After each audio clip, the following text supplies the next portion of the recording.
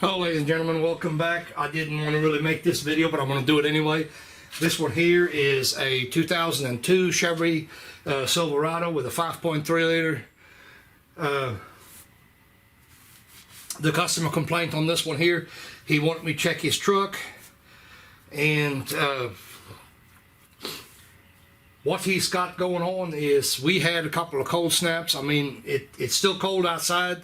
I've got one up on the rack already, so I don't have a lot of room in the shop right now, but I told him I was going to take care of his truck, and I will. So I'm not going to be filming the whole entire thing because I'm going to have the torpedo heater running a little bit, substitute for my other heat. But anyway, long story short, this truck, flash and check engine light, misfires, but the problem with it is we've had a couple of cold snaps, and when I say cold snaps, I'm talking about it probably was like 20 degrees outside, whatever, and it cannot really be replicated. I'm not, to be honest, I'm not going to do the diagnostics on this vehicle. If I was wrong, I'm going to eat the job, but I looked at scan data, and that's the purpose of the video. We have a map code, we have lean codes, and of course we got misfire. We got a 300 misfire.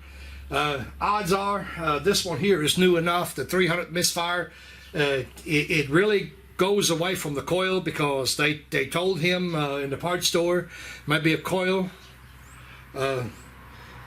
might be a cupcake in the intake, who knows, this one in videos where it goes to show that codes alone, when you go to the parts store and you code read, it's not going to get it for you. This is a P0106 on the map sensor, and what it amounts to is it looks for, I think the code setting criteria on it is if the indicated map is different than the high or low of the throttle position sensor, whichever one it is, it's irrelevant. But here's what I know. Cold start when we started up this morning. Like I said, it was cold, but it's not that cold. So we didn't have no check engine light flashing at us or anything like that. We've only had like a small, minute window to do this. So I did get some scan data. I may post it, I may not, because it's really irrelevant. Point of the video is we got to do on something like that. You can look at scan data and you can make a dare I call it an educated guess, and that's exactly what I'm doing with this. If this doesn't fix the problem, I'll be eating the job. I tell you that right off the bat. It's not going to be on the customer. It's 100% on me, but here's what I think it is. This is a classic case of a leaking intake. I mean, it's just all that simple. We're going to replace this truck. Oh, I guess I should have said that. That truck's got over 200,000 miles on it, like 230,000 miles on it. Not been touched, but the way it's acting, with the fuel trims this morning going like pegged to the max, and it was stumbling a little bit, but run it for a minute, it goes away. It runs perfectly fine. Fuel trims come back down, everything's normal on it again. So yeah, we can smoke it when it's cold. Not going to go through all that. He wants his truck back. I work with this fella here. We've decided just go ahead and replace the seals on the intake, and that's exactly what we're going to do. I'm going to bring you along. I've started on it. I didn't want to make the video because of the circumstances right now. I'll go through there with you. Well, there's why my heat's already kicking on. Let me get this camera off of here. Try to bring you along. I'm not going to film the whole entire thing. What I do is simple. Remove your air duct, which I got laying in the floor. Of course, you can remove the 8mm bolt out of your cover here. On top, we have the throttle cable. This one here don't have an electronic throttle. It has the standard cables. So 3 bolts These are 10 millimeter headed. Remove those. Loosen up your wire loom, because we're going to have to get the wires off of this. We're going to take the hoses loose. I'm going to pinch off. There is a hose over here, a coolant line. We're going to remove that from the throttle body right there. We're going to pinch that off so we don't lose any fluid out of it. We're going to lay that off to the side. Of course, you have to remove your vacuum line right here. You have to do that as well. That's normally what I do. So this is how far I've gotten. I haven't loosened up any of the bolts. Like I said, it's not that big of a deal. We're going in the back, undo our plugs on everything, and get everything away from the intake manifold that we have to get away, to go ahead and pull these bolts right here. We want to pull all of them out on both sides, of course, that is, and that's it. That's all there is to this intake manifold. And we're going to go ahead and clean that up a little bit, and I'm going to put some intake gaskets on it. In this case here, I got the Felpros, and that's a MS 92211. So I'm trying to think, is there anything else? I'm going to try to make this a 1, 2, 3. Like I said, once again, start with the cover, 8 millimeter. The throttle cables, 8 millimeter, 3 bolts, 1, 2, 3. The cover, 10 millimeter headed bolts. There's 3 of those. There is a 10 millimeter nut, 3 10 millimeter nuts on the throttle body. You have to remove your air ducting. You have to remove it. Now, I can tell you this. There is some people that claim you can raise the intake up. You don't have to do none of that. You can raise the intake up and fish a gasket in it. As far as I'm concerned, that's a really, really bad idea, because we're going to go through there. We're going to inspect that manifold and make sure there is no cracks and stuff like that in it, which I don't suspect there is, but we're going to check it anyway. I mean, that's just something we're going to do, and we're going to put O-rings and stuff in it, whatever needs it, whatever parts need them. We got 1, 2 that I know of right off the top of my head. We got the gasket on the front there for the throttle body, and of course the gaskets underneath. So anyway, moving on, I'm going to go ahead and set this camera down. I'm not going to film the whole process, like I said, because we are getting into, for one, it takes me a lot longer, and I don't want to sit here with the door open any longer than what I absolutely have to. So please bear with me. I just figured I wanted to bring you along on this, because here in the South, I mean, that's something you probably find up north, but here in the South, there's quite a few of those trucks around, and quite a few of those trucks have that same problem. So, all right, guys, so if you're seeing that crap in here, I could have blown that out a little bit. I didn't. I was really careful to lift that off of there. There's nothing that went down in there. I'm going to get the vacuum cleaner after this, suck it all out. So, but that's not the point I'm trying to make here. I don't know how easy it is going to be to see, and I can only try. This is hard to see for me with my eyes, let alone. Whoa! About lost that one. Let alone anything else. Sorry about that.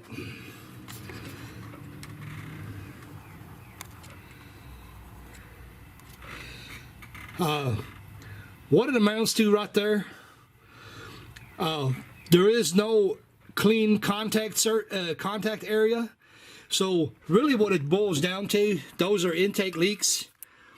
There is nice shiny contact areas on some of it, and then there's also spots that really don't have anything. Like right there is another one that doesn't have no white line on it at all. Those are leaks. I mean, I know some people are going to argue with it. There's always some people that argue anyway. So, like I said, experience. Proof's going to be in the pudding. We're going to start the truck up when I get it back together, and If the truck don't run right, well, I was wrong. The light the way it is, I don't know if the camera can actually see it. But anyway, there's quite a substantial amount of oil that come pouring out of the intake manifold. So this truck will also be getting the PCV valve. I'm not saying that's the cause of it, don't get me wrong. I mean, that's common sense that we're over there in that area.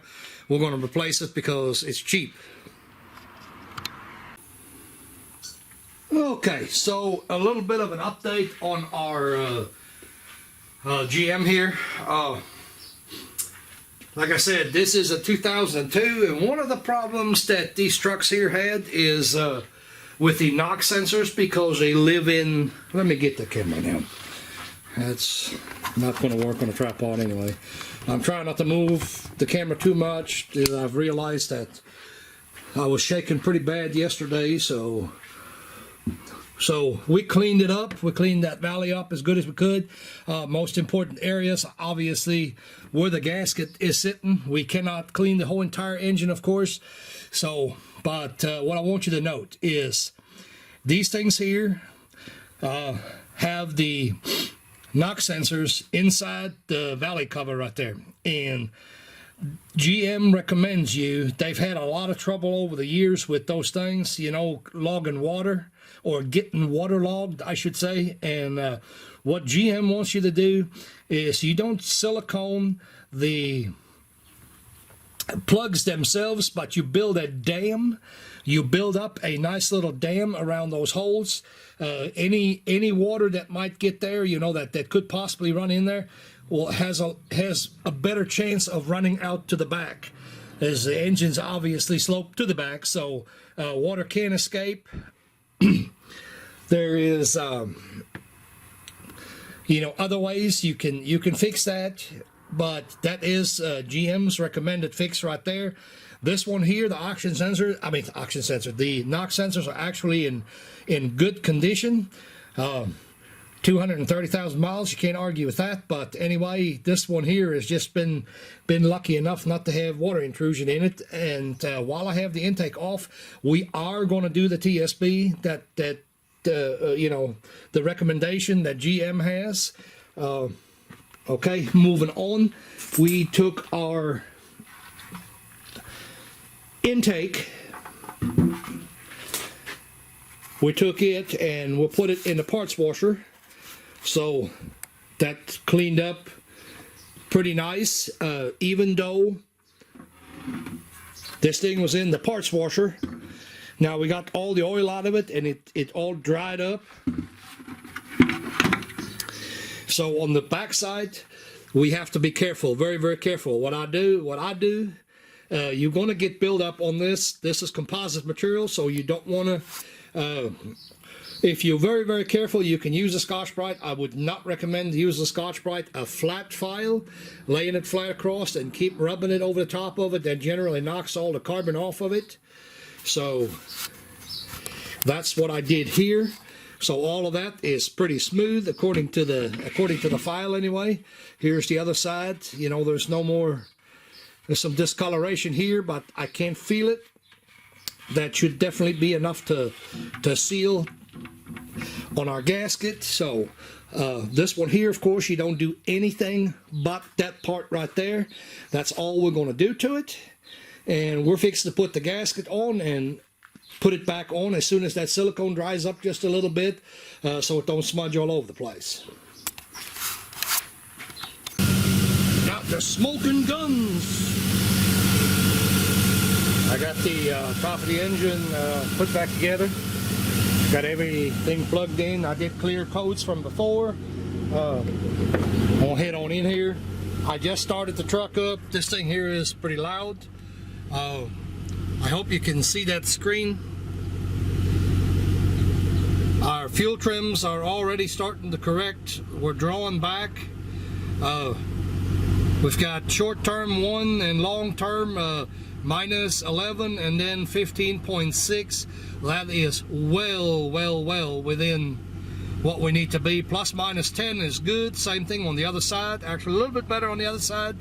You know, as far as that truck running so rich, that's definitely gone. It's not 40 anymore like it was. It's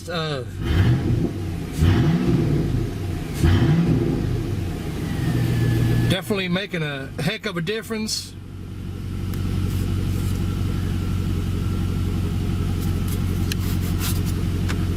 Sorry about the shaking. I hope the camera will pick it up, but that's it. Unfortunately, this is a little bit loud, so that is what it is. Guys, I don't know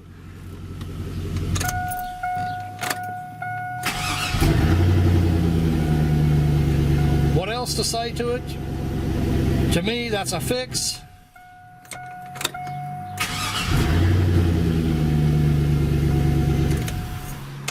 We'll have to, of course, we'll have to drive it to do a complete drive cycle now, you know, to see what's going on and what not have you. But all together, that truck should run a whole lot better for him. So anyway, I guess that'll be it for this one. So I'm going to put the top back on it. I've been out here, by the way, listening to it. It has only been running for like a minute or so. I didn't have it running very long. It is actually, well, back up on it. To be honest, it is a little bit too warm today to actually declare it 100% fixed, but no matter how you look at it, this truck was running high in my fuel trims. It was definitely pulling air through the gasket or what not have you, and we're going to call this a fix. I know that's not that this is not really what some people want to see. You know, some people, oh, you got to diagnose. No, I'm not going to do that to every vehicle. I'm not going to charge a customer when I absolutely know what's wrong with it. Like I said, if this would have failed, it would have been on me. That right there, fuel trims pulling down like they are right now, definitely a fix. So like, subscribe, do what it is you do, and we'll see you on the next one. Just real quick, it's been a week and a half or so, and of course, like I said, I work with this fella here, and the truck's been driven quite a few miles. As a matter of fact, he had it on, I think, a couple of long trips. So, truck is running great. Doesn't have a problem idling in the morning. No cold day issues. Better gas mileage. Altogether smoother. So, I figured I'd give that little update. So, there you go.